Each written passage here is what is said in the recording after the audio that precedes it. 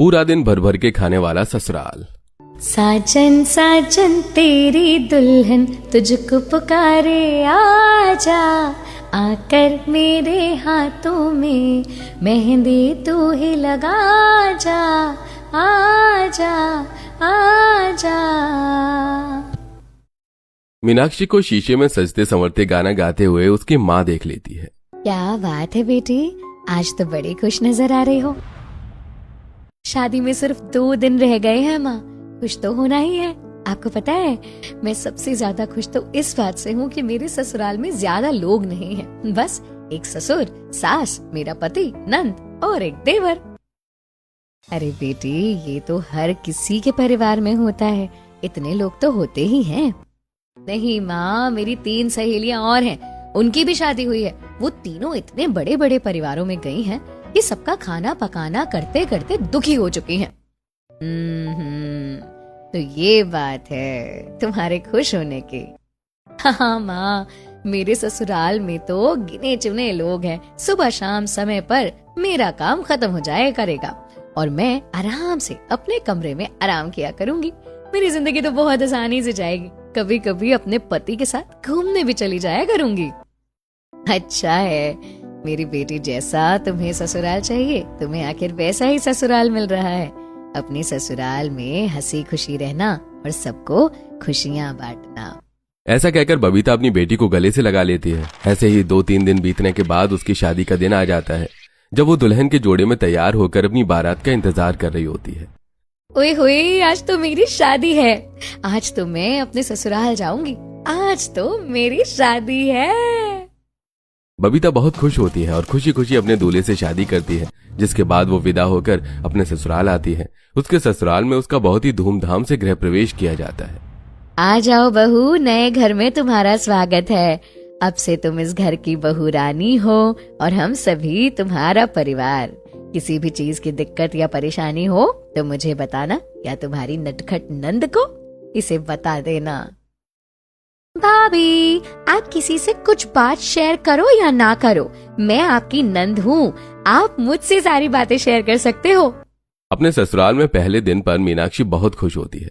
सभी उसके साथ बहुत अच्छे से बर्ताव करते हैं। इसके बाद अब सास उसको पहली रसोई की रस्म के लिए कहती है। बहू, आज ही हम पहली रसोई की रस्म भी कर लेते हैं, ताकि तुम्हें भी रसोई के बारे में सब पता चल जाए।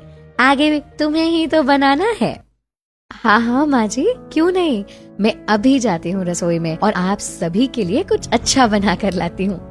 मीनाक्षी ऐसा कहकर रसोई में आ जाती है और खुशी खुशी सभी के लिए अपने हाथों से पनीर की सब्जी, पूड़ी और खीर बनाकर तैयार करती है। हे भगवान, सभी को मेरे हाथों का खाना पसंद आना चाहिए। मीनाक्षी खाना डाइनिंग टेबल पर लगा देती है। जब सभी खाना खाने के लिए आते हैं तो खाना देखकर हैरान हो जाते हैं। अरे बहू, ये क्या, ये इतना सा खाना किसके लिए बनाया है? इतने में तो हमारे दांत भी गीले नहीं होने वाले। ये सुनने के बाद मीनाक्षी थोड़ा सोच में पड़ जाती है। लगता है खाना ज्यादा ही स्वादिष्ट है, तभी माँ जी ऐसा बोल रही हैं। मुझे थोड़ा एक्स्ट्रा भी बना देना चाहिए था। क्या हुआ बहू, क्या सोच रही हो? कुछ नहीं माँ जी, मैं और खाना बना कर लाती हूँ। अब बेचारी मीनाक्षी रसोई में जाती है। दोबारा से ससुराल वालों के लिए खाना बनाती है। इस बार वो इतनी सारी रोटी बनाती है कि वो रोटी बनाते बनाते भी थक जाती है। अरे बहू, जल्दी से रोटी लेकर आ जाओ, हमारी रोटी खत्म होने वाली है। उफ, मैंने तो सोचा भी नहीं था कि मेरे ससुराल वालों को मेरे हाथ का खाना इतना अच्छा लगेगा कि वो भर भर कर खाना शुरू कर देंगे। मीनाक्षी खुद से ही ये सब कहने के बाद गर्मा गर्म रोटी लाकर सभी को देती है। कुछ देर में सभी खाना खाकर अपने अपने कमरों में चले जाते हैं। उफ, मैं तो बहुत ज्यादा थक गई। चलो, अब रात का खाना बनाने में थोड़ा तो समय है, मैं आराम करने अपने कमरे में चली जाती हूँ। वो अपने कमरे में जा ही रही होती है कि तभी उसकी सास संतोषी उसे रोक लेती है। अरे बहू, कहाँ जा रही हो? जाने से पहले अपने हिस्से का ये शगुन तो ले जाओ। बहू ने खाना अच्छा बनाया, खाने में मजा भी आया। ये लो बहू, अपना शगुन। इतना खाना बनाने के बाद और सभी को भर भर खिलाने के बाद जब मीनाक्षी को उसका शगुन मिलता है तो उसकी थकान वहीं खत्म हो जाती है, जिसके बाद वो भी थोड़ा सा खाकर आराम करने अपने कमरे में आ जाती है। फाइनली अब मैं थोड़ा आराम कर लेती हूँ। रात को तो इतना खाना बनाने की जरूरत नहीं पड़ेगी। सबने पहले ही इतना जो खा लिया है। कुछ 1 घंटे बाद ही उसके दरवाजे पर संतोषी खटखट बजाना शुरू कर देती है। बेचारी मीनाक्षी नींद से जाग जाती है और दरवाजा खोलती है। अरे माँ जी, क्या हुआ? कोई काम था क्या? हाँ बहू, काम ही है। मैं ये कह रही थी कि क्यों ना तुम अब रात के खाने की तैयारी कर लो। क्यों माँ जी, इतनी जल्दी क्या है? 2 घंटे में तो खाना बन ही जाता है। आराम से बना लूंगी, किसी बात की जल्दी थोड़ी है। अब अरे बहू, इतनी फुर्ती तो मेरे अंदर भी नहीं थी जितनी तुम सोच रही हो। इतना सारा खाना तुम 2 घंटे में कैसे बनाओगी? इतना सारा खाना मतलब मैं समझी नहीं। हम हैं कितने लोग? थोड़ा सा तो खाना बनेगा माँ जी। ओहो बहू, ये जितना सारा तुमने खाना बनाया था इसका डबल तो हमारी प्रीति अकेले ही खा जाती है। बाकी सबको तो पूरा पतीला भर के सब्जी चाहिए होती है। तुम्हारे ससुर 30 रोटी खाते हैं, मैं भी इतनी ही खाती हूँ। तुम्हारी ननद को एक पतीला सब्जी के साथ खूब सारी रोटी चाहिए। आखिर खाते पीते घर के हैं हम लोग। ये सुनते ही मीनाक्षी हैरान हो जाती है। अगर इतना सारा खाना एक ही इंसान अकेले खा जाता है तो आखिर मुझे कितना सारा खाना बनाना पड़ेगा? बहू, मैंने तुम्हें सभी के खाने का हिसाब किताब बता दिया है। और अपने देवर का भी ध्यान रखना, वो ही तुम्हारे पति के जितना ही भर भर के खाता है। जाओ, अब रात के खाने की तैयारी कर लो, कहीं रात का खाना देरी से ना बने। संतोषी के ये कहने पर मीनाक्षी तुरंत रसोई में जाती है और फटाफट बड़े बड़े पतीले सब्जी के चढ़ाना शुरू कर देती है। वो एक में खूब सारी आलू बैंगन की सब्जी बनाती है, दूसरे में खूब सारा रायता बनाती है और इधर एक चूल्हे पर रोटियां बनाना शुरू कर देती है। ऐसे तो मुझे ऐसा नहीं सोचना चाहिए, लेकिन पता नहीं क्यों मेरे मन में ऐसे विचार आ रहे हैं जैसे मैं ससुराल वालों के लिए खाना नहीं बल्कि किसी भंडारे के लिए खाना बना रही हूँ। आखिर मेरे ससुराल वाले इतना सारा खाना खाते कैसे हैं? मीनाक्षी जैसे तैसे करके सभी के लिए भर भर के खाना बनाती है और वो खाना यूं ही मिनट में खत्म भी हो जाता है। इतना सारा खाना बनाते बनाते मीनाक्षी को रात हो जाती है और इतना सारा खाना सभी के खाने पर खत्म भी हो जाता है। मुझे तो समझ ही नहीं आता, मेरे ससुराल वालों में सभी के पेट में कुआं जमा हुआ है क्या, जो खाना उस कुएं में चला जाता है? आखिर इतना सारा खाना जाता कहाँ है? मुझसे तो 2 रोटी भी नहीं ठीक से खाई जाती और ये लोग भर भर के खाना खाते हैं। इसी तरह 2 से 4 दिन निकलते हैं और बहू सुबह का खाना दोपहर तक बनाती और दोपहर का खाना शाम तक बनाती और रात का खाना शाम से ही बनाना शुरू कर देती है। तब जाकर रात को उसका खाना बनकर तैयार होता है, जिसमें कि वो बहुत ज्यादा थक जाती है। शादी से पहले क्या क्या सपने सजाए थे। सोचा था छोटा सा परिवार है, हंसी खुशी रहूंगी, कभी कभी अपने पति के साथ घूमने भी चली जाया करूंगी। लेकिन यहाँ तो मुझे रोटी बनाते बनाते ही मेरी 4थी परात चल रही है और अभी तक सबके पेट भी नहीं भरे। आज तो मैं इस बारे में अपने पति से बात जरूर करूंगी। मीनाक्षी रात का खाना सभी को खिलाने के बाद अपने कमरे में जब आराम करने जाती है तो अपने पति से कहती है, देखो जी, कब तक मैं ऐसे ही खाना बनाती रहूंगी? सुबह बनाना शुरू करो तो नाश्ता ही 12 बजे तक खत्म होता है। उसके बाद दोपहर का खाना अलग, जो शाम 4 बजे खत्म होता है। फिर शाम को 5 बजे खाना बनाना शुरू करती हूँ और रात को खाना 11 बजे जाकर खत्म होता है। मैं बहुत ज्यादा थक जाती हूँ। घर वाले इतना ज्यादा खाना क्यों खाते हैं? मीनाक्षी की बात सुनते ही सुधीर को बहुत तेज गुस्सा आता है और वो गुस्से में कहता है, अरे ये क्या बात हुई? अभी तुम्हें आए हुए 4 दिन नहीं हुए और तुम मेरे परिवार के खाने से ही थक गई। वो तो शुक्र है कि जॉइंट फैमिली नहीं है, वरना तो तुम्हारी बात ही कुछ और होती। तुम्हें तो खुश होना चाहिए कि हमारा छोटा सा परिवार है। और चलो, अगर कोई थोड़ा एक्स्ट्रा भी खा लेता है तो क्या हुआ? क्या तुमसे परिवार का खाना भी नहीं बनाया जा रहा है? ये सुनते ही मीनाक्षी की आंखों में आंसू आ जाते हैं। नहीं जी, ऐसा नहीं है, आप मुझे गलत समझ रहे हो। मैं तो बस ये कहना चाह रही थी कि बस करो, मुझे तुम्हारी कोई बात नहीं सुननी, मैं जा रहा हूँ। ऐसा कहकर सुधीर गुस्से में वहां से चला जाता है और मीनाक्षी उसे रोक भी नहीं पाती। यहाँ मीनाक्षी को उसके पति का भी साथ नहीं मिल पाता और वो बेचारी बहुत ज्यादा उदास हो जाती है। आखिर में वो थक कर अपनी माँ को फोन मिलाती है और उन्हें अपने घर के बारे में बताती है। माँ, अब मैं तुम्हें क्या ही बताऊं। सुबह बनाना शुरू करती हूँ तो 12 बजे तक खाकर हटते हैं, दोपहर में बनाती हूँ तो शाम को 4 बजे खाकर हटते हैं और उसके बाद रात का खाना तो और भी ज्यादा लेट हो जाता है। रोजाना मैं इतना सारा भर भर के खाना बनाकर थक जाती हूँ। ये अपने कैसे ससुराल में मेरी शादी कर दी है। अरे बेटी, शादी से पहले तो तू कितनी खुश थी कि तेरे घर में ज्यादा लोग नहीं, और अब तो इतनी परेशान हो रही है। थोड़ा बहुत तो बेटा एडजस्ट करना ही पड़ता है। तुझे थोड़ा समझना होगा और अपने ससुराल वालों के प्रति अपनी जिम्मेदारियां भी निभानी होंगी। बबीता अपनी बेटी को समझा बुझाकर फोन रख देती है, जिसके बाद वो अपने आप से कहती है, मेरी बेटी को अभी इतना काम करने की आदत नहीं है।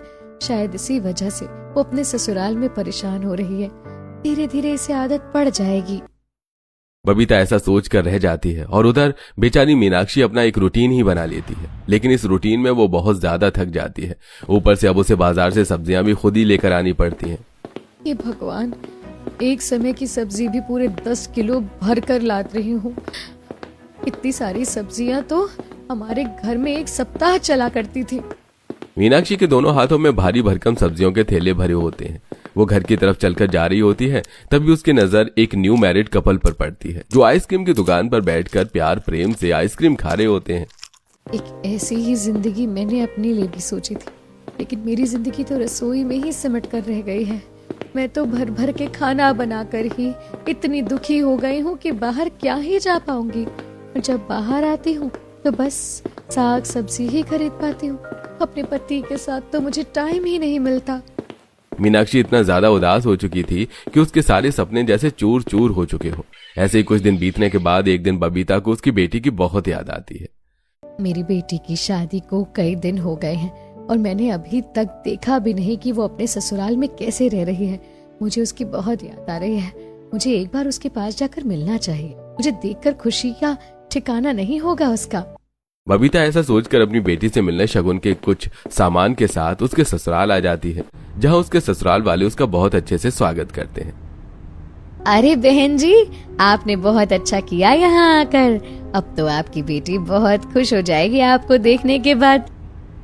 जी बहन जी, मुझे भी अपनी बेटी की बहुत याद आ रही थी, इसीलिए उससे मिलने चली आई। जी बिल्कुल, आपका ही घर है, जब मर्जी आप आ सकते हो। जाओ कुणाल, जरा अपनी भाभी को जाकर कह दो कि हमारे नाश्ते के साथ साथ अपनी माँ का भी नाश्ता लेकर आए, और बता देना उनकी माँ आई है मिलने के लिए। ठीक है, मैं अभी बोल देता हूँ भाभी से।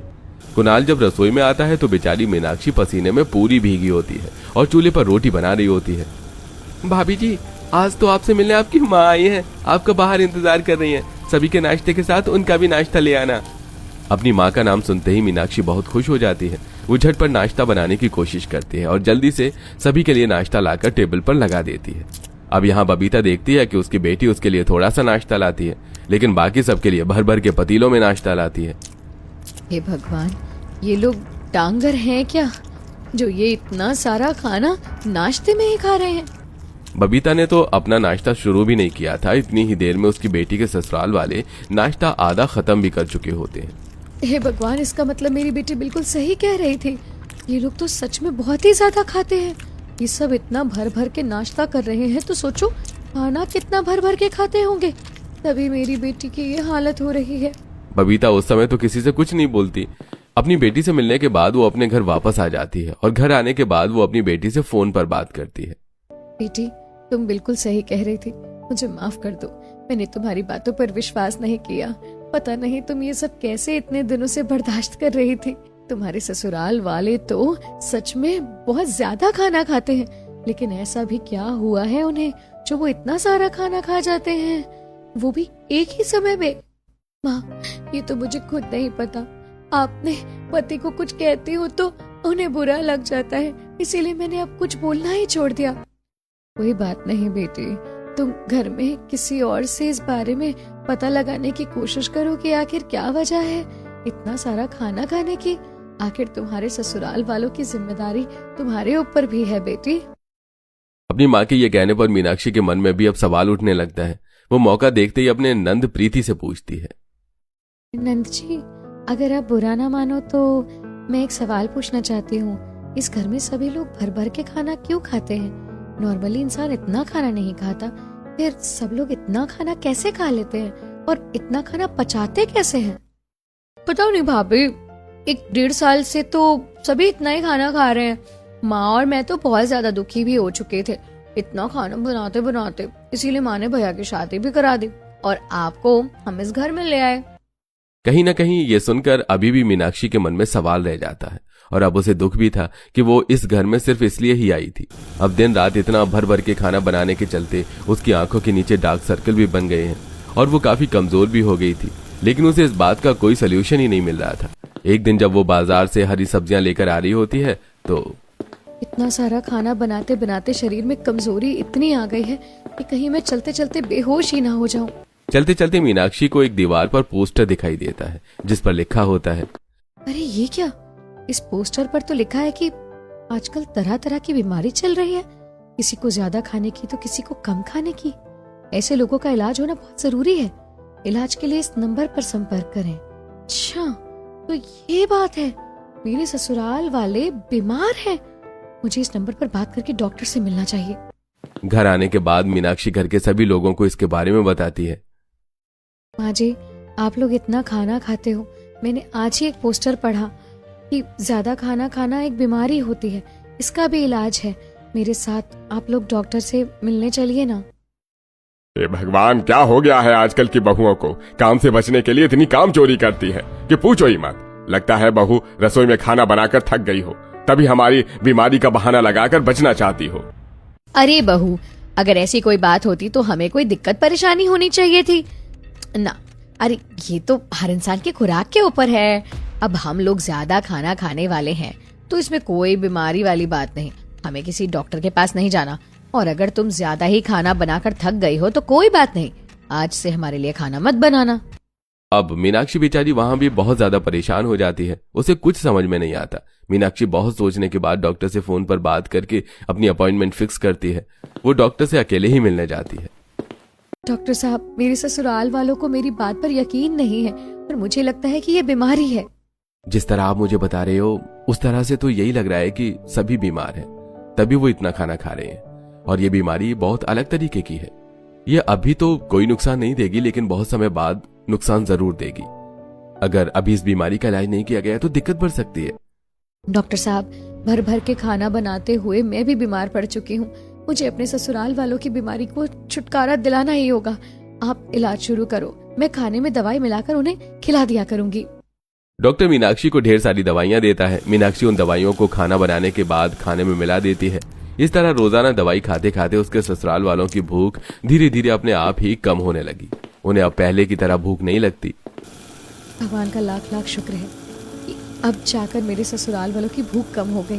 कम से कम अब मुझे पहले की तरह भर भर के खाना तो नहीं बनाना पड़ रहा है। बस एक बार उनकी ये बीमारी दूर हो जाए फिर उन्हें सारा सच बता दूंगी। मीनाक्षी खुद से ऐसा कहने के बाद खाने में दवाई मिला ही रही होती है कि अचानक तभी उसकी सास उसे देख लेती है। हाय हाय बहू, तुम ये क्या कर रही हो, हमारे खाने में जहर मिला रही हो क्या? नहीं माँ जी, तौबा तौबा, आप ये कैसी बातें कर रही हैं?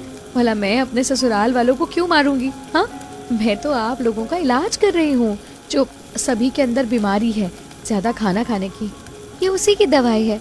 आप लोगों ने मेरे कहने पर डॉक्टर से बात नहीं की, लेकिन मैंने आप लोगों के लिए डॉक्टर से खुद जाकर बात की, उन्होंने मुझे दवाई दी थी। उसके बाद अब आप लोगों की भूख पर भी पहले से कंट्रोल है।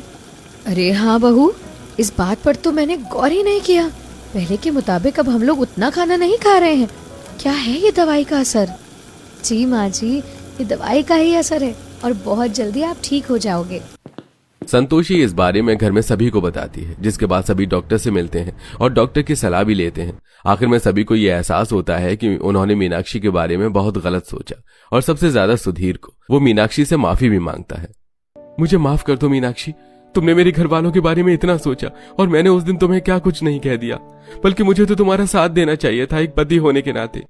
इसमें आपकी कोई गलती नहीं है, कभी कभी हम उन चीजों पर गौर नहीं कर पाते जो हमें गलत नहीं लगती।